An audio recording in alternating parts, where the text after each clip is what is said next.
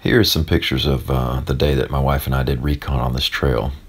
This is the southern terminus of Perdido River Hiking Trail, and then the northern terminus is this sign here. And when we drove about 10 miles down a large gravel bumpy road to get to the northern terminus, I quickly realized that when we come back to hike this trail, it definitely needed to be done from the southern terminus and stay away from having to drive to the northern side. But there's my beautiful wife, also known as Walkie Talkie. Good morning, everybody. Birdman here. It is about 5 minutes till 6 o'clock, and we are at the south trailhead of the Perdido River hiking trail. And James and I are fixing to embark on a 31-mile 50K hike starting right over there at the trailhead. We're going 15.5 miles in and 15.5 back. At least that's the plan. It's mid to low 50s and it just feels beautiful. Hope you enjoy.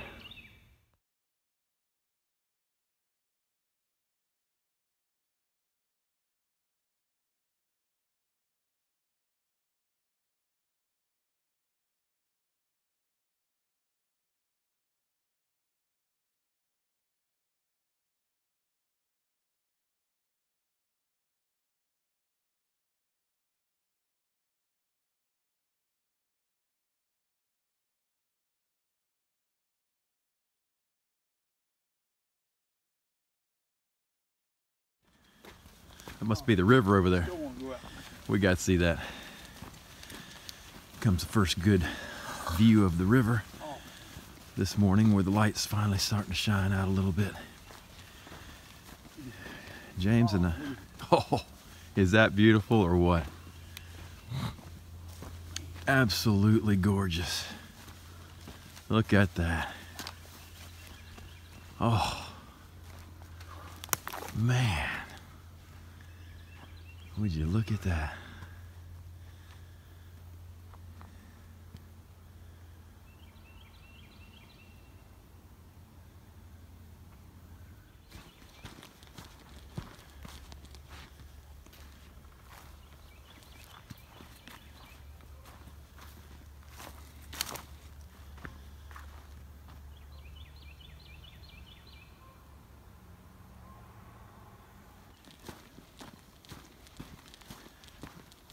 Well, as I said before, James and I are at the Perdido River hiking trail.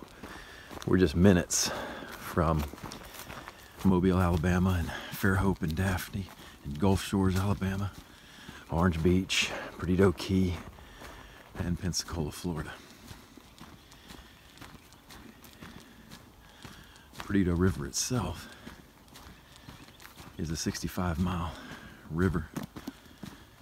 It headwaters up near Atmore, Alabama, and flows into Perdido Bay, which is about a 10-mile bay that then flows into the Gulf of Mexico. And as you see, it's a little wet, but I think it's pretty much going to be in the ruts. We've had a few days, 3 good dry days of sun, cooler temperatures, and some breeze to dry it out here. If you come on this hike, check your weather, and if it's rainy, don't come, or if it's had a lot of rain, parts of this trail can be flooded and underwater from what we've read. So we did have some rain on Tuesday. Today's Saturday, and the ground seems pretty good. It's nice and dry, except in these ruts, but it's a pretty place.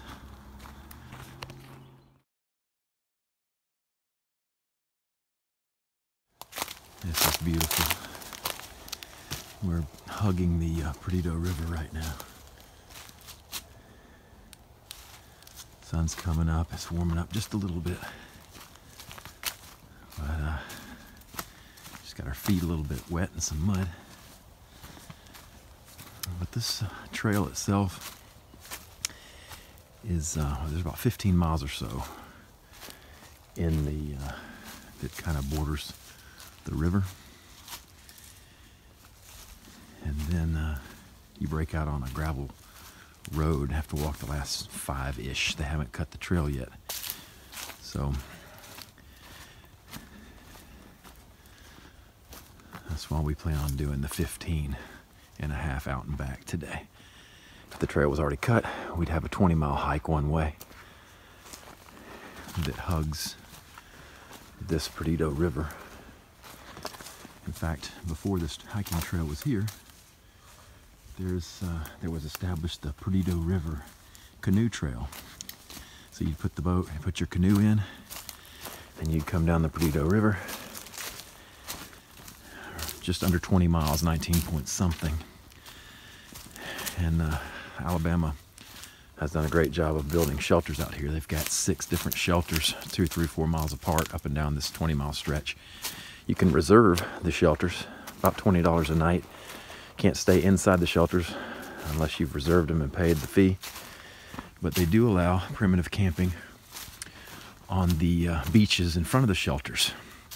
And you can do that anytime, don't have to reserve anything. So they do allow you to come out here and tent out. The shelters are very nice. They're off the ground, fairly new. Be well worth it to reserve and stay in those if you want to.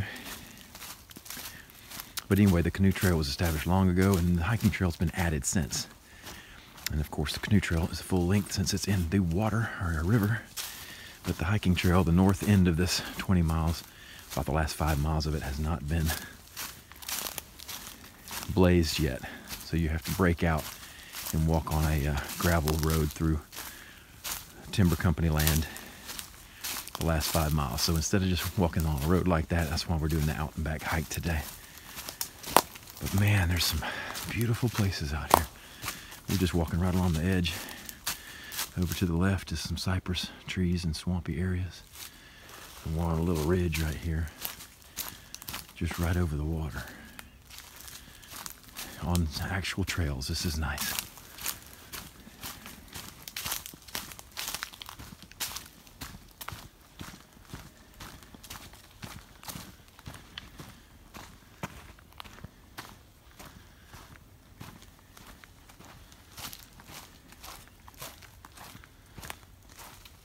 Wow, look at this.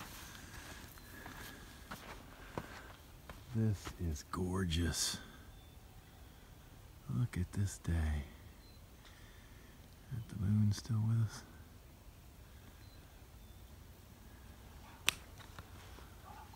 It's beautiful, huh? You guys and gals, you hikers and outdoor enthusiasts, you've got to come out here. Look at this. It's beautiful. I love this. Wouldn't you like to come out here and camp? Oh wow, yeah, you can primitive camp on all these beaches. Yeah. And here's the blaze right on this beach. In fact, if we'd have been standing here at this very spot 300 years ago, believe it or not, we'd actually be standing in France. Yeah, France. And then over across this river right here, we'd be looking at Spaniards waving back at us, because that's Spain over there. Perdido River is currently the state line between Alabama and Florida, down here in southeastern Alabama and northwestern Florida Panhandle. But back when this was the New World, 300 years ago, we're standing on France, and Spain is over there. And then that transferred France to Great Britain. So a couple decades later, we'd be standing in and walking on the shores of a river in Great Britain, looking over at Spain. And then, of course, the United States took over from Great Britain. But Spain still held to Florida. They held Pensacola Bay in a Florida area. And France, then Great Britain, then us, we controlled Mobile Bay in that direction.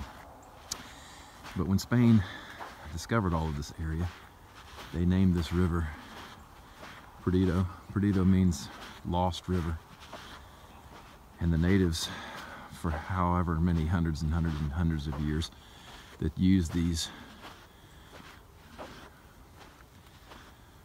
this land to live.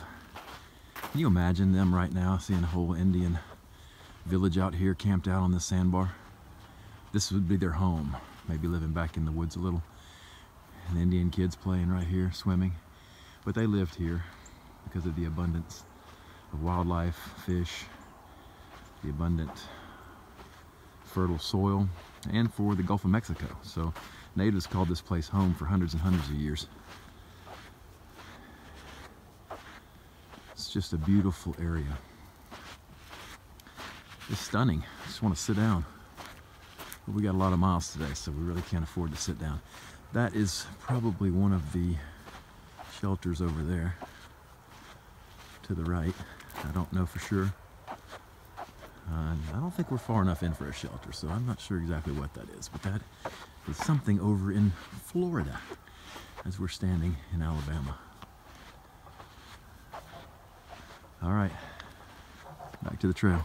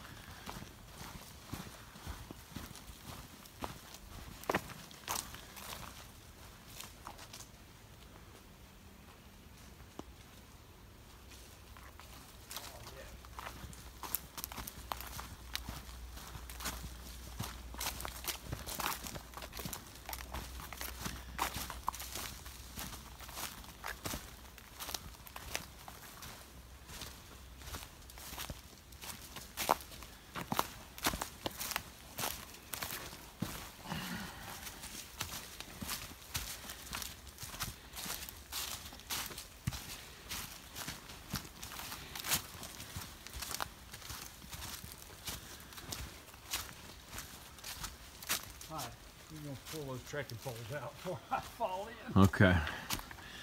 Oh yeah. All right. We'll get the poles out.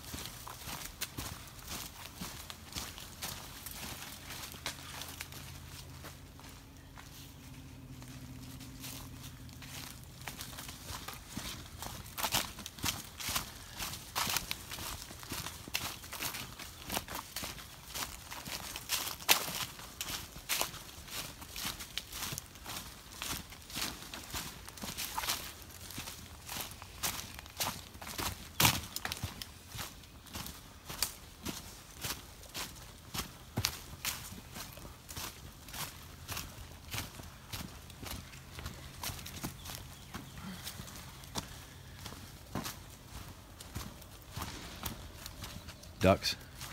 Yep.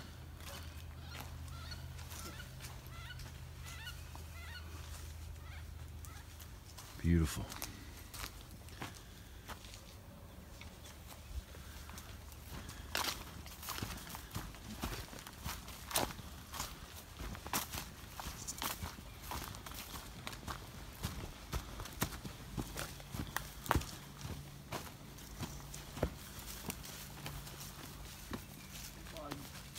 Okay.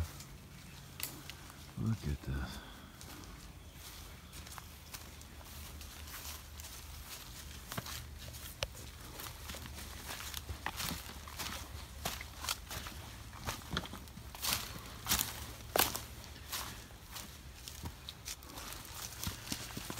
Cypress knees popping up everywhere.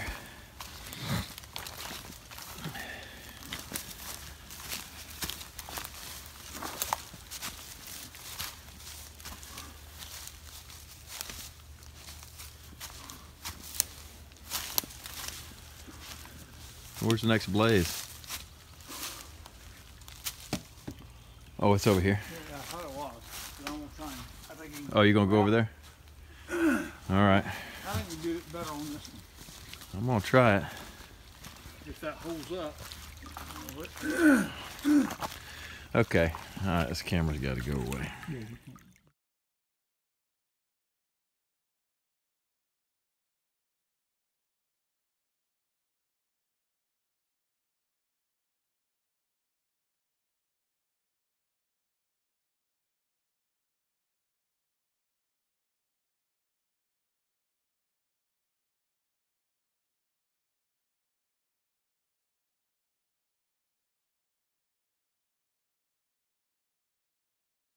All right, so we're about 5-6 miles in, getting back into a smaller dim road now.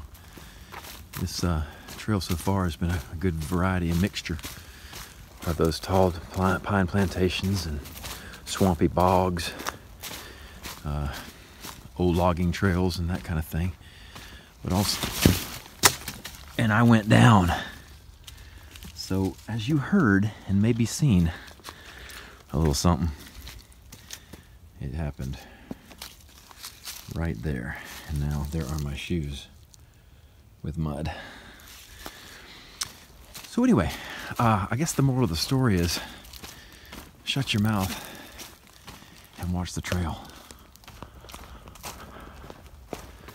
We've come to our first creek fording, and we have to take off these shoes and go for it. Ooh, that is cold. Yeah. This sure feels good though. No, it is. I have to confess, I just went down back there. I fell down. Oh, you did? You'll have to see it in the footage later. This is beautiful. Pure, cold water.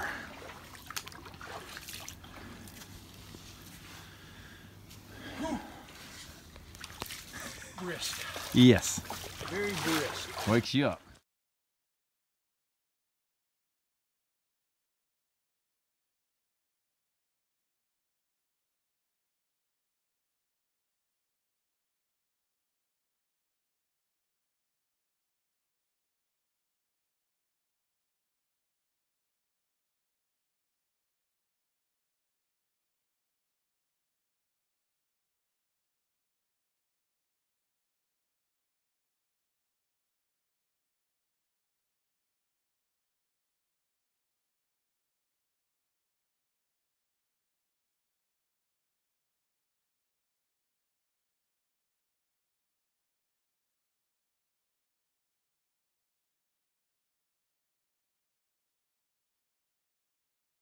Well, we continue to hike along the river, and that's beautiful. Now, some of these little old logging roads out here that we've been on and maybe we'll be on in the next little bit are actually old stagecoach routes. This was an important stagecoach route since it was always the border, remember, way back in the New World, but also as it is between territories, and now between, of course, Alabama and Florida. Look at this. Man, that's beautiful.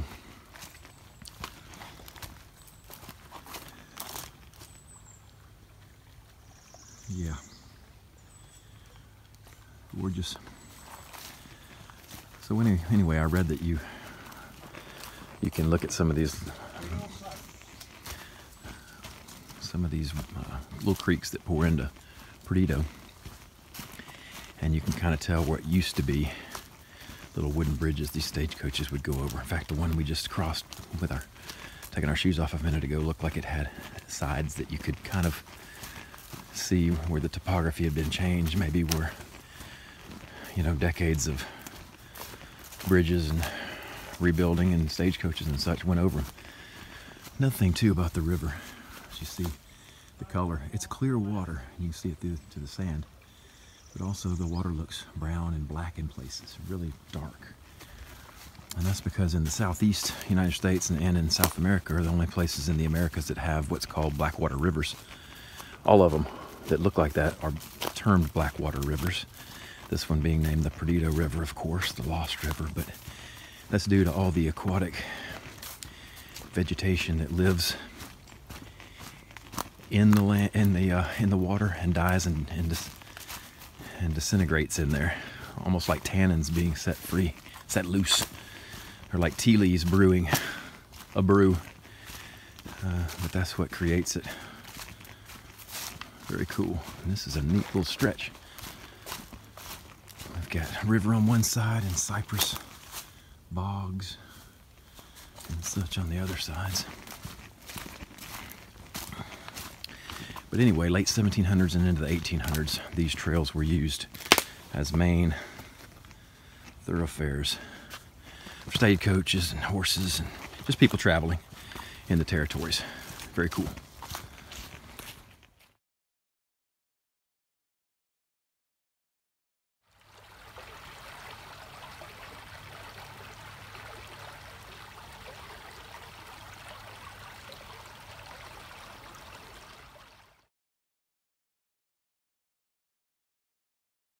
We got to show you this area of the river. Now, a couple weeks ago in the news, the bridge at Berno Park Road here at Perdido River hiking trail was covered over with water. They had so much rain.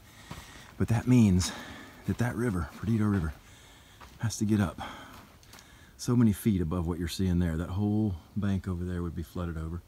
And it comes to this curve in the river, and look at all these, look at all of these stumps and trees that are collected way up here. And we're what James, 10, 12 feet above the water right here, you think?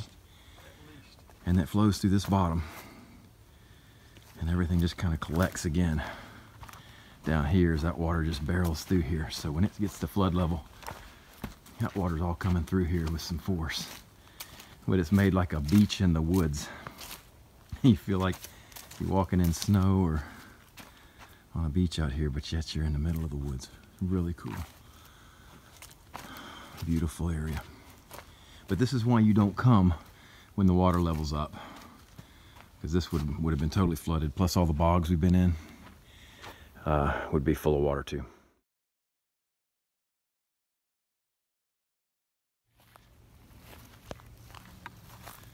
A couple butterflies.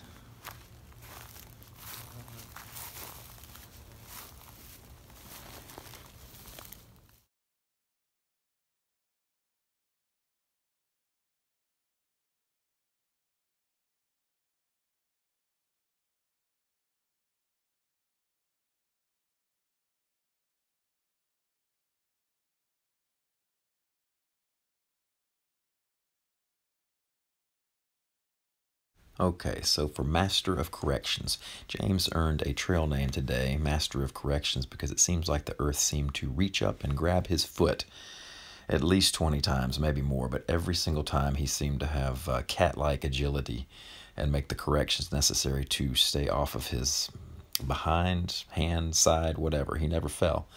He was flawless, completely perfect, so he was the Master of Corrections.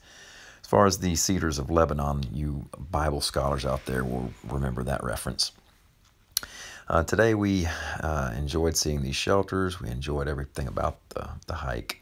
We also enjoyed the fact that we saw a couple, actually 4 hikers. These last hikes we've made, we've been pretty much the only ones out there at the Florida National Scenic Trail, which is a shame because there's beautiful trails and so much to see. It just seems like people get out less and less these days. But we met 2 guys who were really good friends living in Daphne. Talked about hiking the Pinhoti Trail, some of it, and some of the AT, so we talked with them for a few minutes. They had parked at the middle landing. There's 3 different landings out here at Perdido, the south, the north, and the central, or middle. And they parked at the middle and then went south to one shelter, checked it out, and then north to the next shelter and checked it out. Then we ran into a married couple who were out on about a 5-mile hike, just enjoying getting out and about. So that was cool.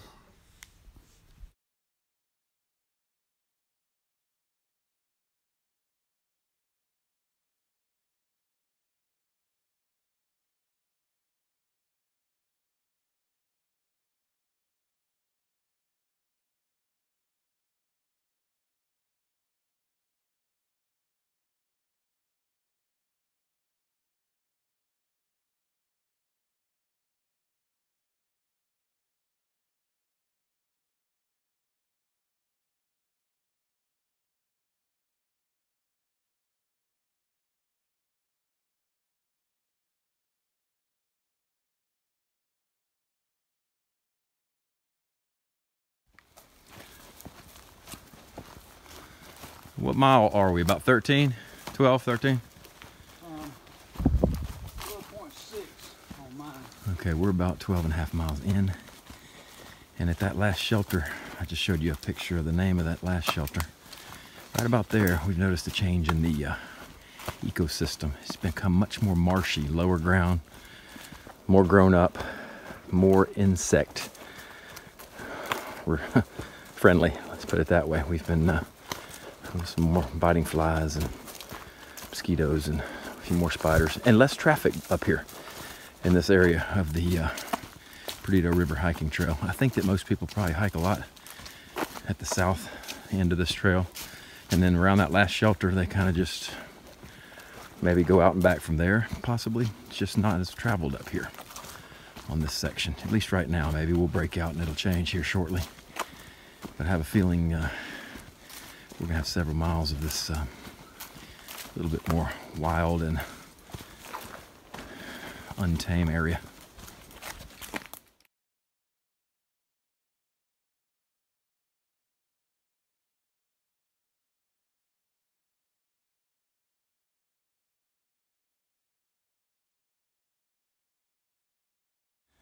Hey, James is thinking this is probably one of the old stagecoach trails that they said was out here.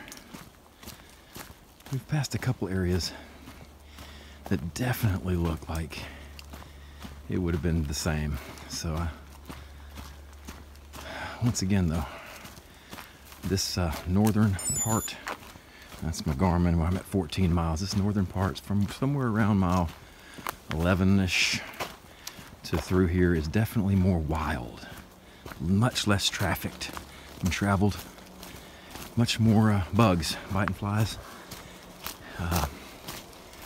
spiders across the trail. Not big ones, not banana spiders, small ones, maybe even worse because you can't see the webs as much. Mosquitoes, and here it is, March the 10th.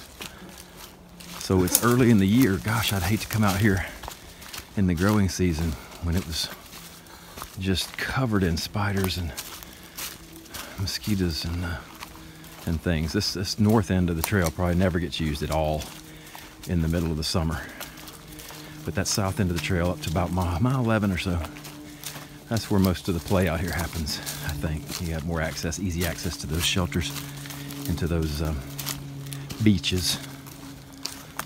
So we'll see if it continues on this way till we break out of the woods and we hit the gravel trail that heads to, the gravel road that heads to the gravel landing, and we get off the actual trail in the woods.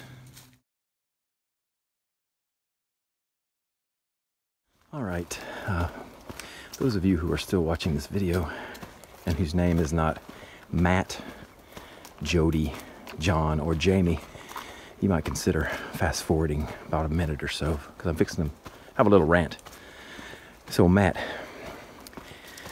just saying, I know we haven't met yet, but I heard you're quite the hiker, outdoorsman, and you could have been here today, Matt, out here in the pristine forest of Perdido River, seeing all the things we see on this great adventure, this 50K, 31 mile.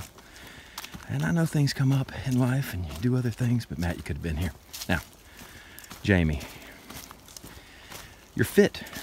You love the outdoors. You do stuff. You ride a bike, you swim, you run. Jamie, you could have been here. This is epic, Jamie. This is ultra marathon stuff. And you could be right here. Jody. Now come on. I just gotta say something here. Jody, you can go off and you can run a 50K trail run in the Appalachian Mountains. You can go up to Cheehaw in Alabama and you can hike and run and do all these things. But Jody, McGuire's, you chose today to go and run a 3.1 mile 5K McGuire's run that they call a race, which we know is not a race, it's a prediction run. Jody, you missed this for that? All right, enough said. Now, John. Oh, all right, here we go. John, I've invited you to hike since the year 2014. Yes, it is 2018. No, you have not found the trail yet.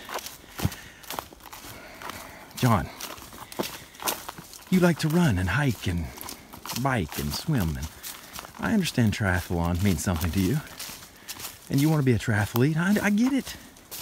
But John, this is training. We're carrying 20 pounds, at least. We're covering 31 miles, 50K. Okay? I mean, I think you can do this, John. Just saying. No, you know, you have good reasons. I'm going to give you that. You've got great reasons. But at some point, a reason. There's some saying about a reason and excuses. I think you've heard the saying. I think I'll just hush now. Come hike.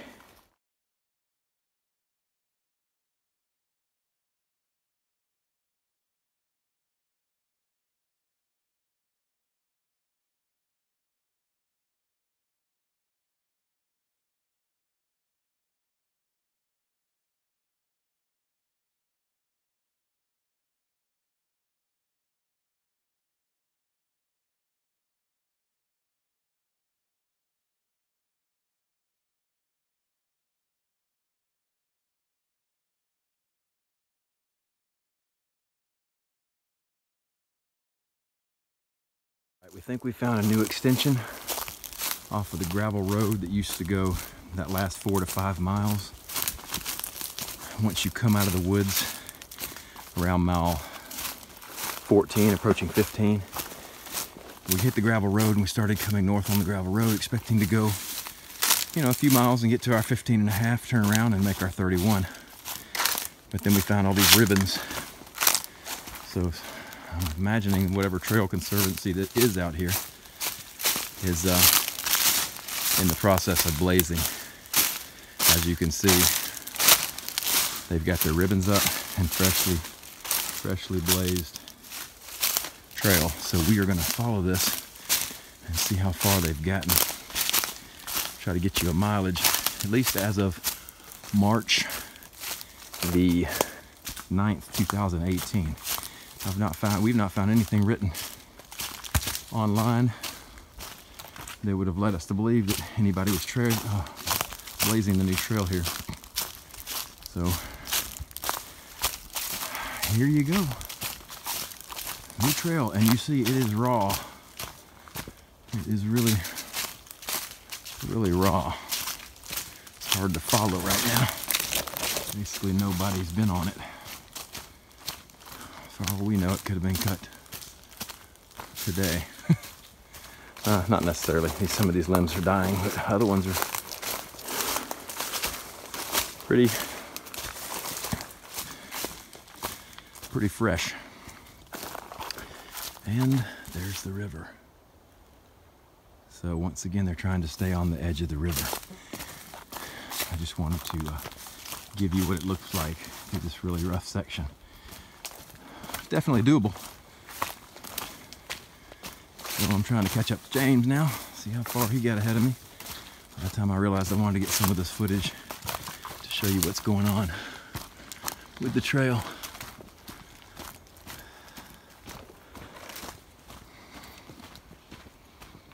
Oh, well, while you're still possibly tuned in, I want to have a trivia question for anybody who might be watching, especially you hikers and outdoor enthusiasts. I would like to provide a quote and see if you can guess who might have said it. He was a great outdoorsman, will be your hint. But anyway, the quote is, "In God's wildness lies the hope for all mankind." Who might have said that?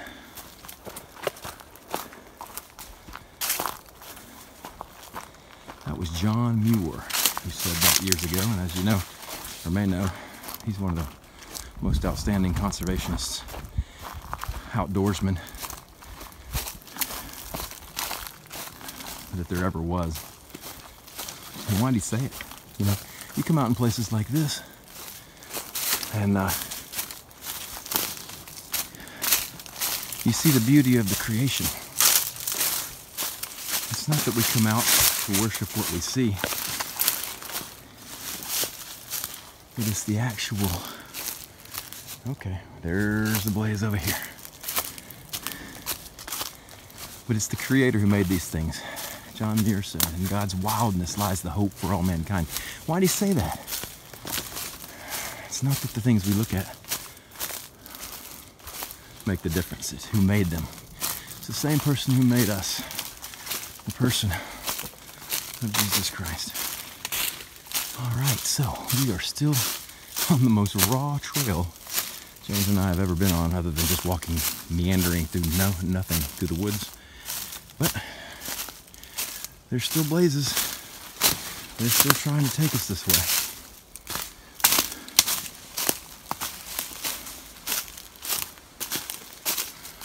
And so we go. Many of you, if you come out here in the next couple, 2-3 years, you'll probably be walking on a very nice trail through here, because this is not nice. It might be turning around. Here's James. Let's go.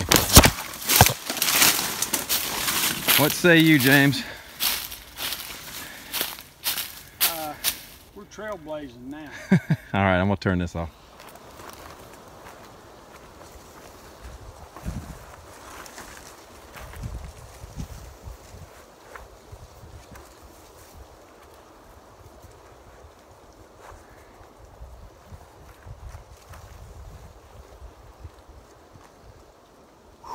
It's beautiful.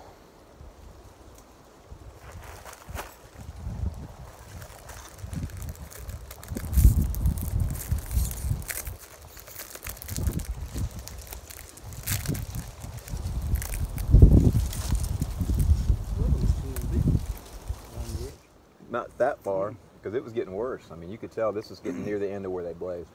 Yeah. Yeah, I kept having to fight my way through it. I was about ready to let you leave. Mm-hmm.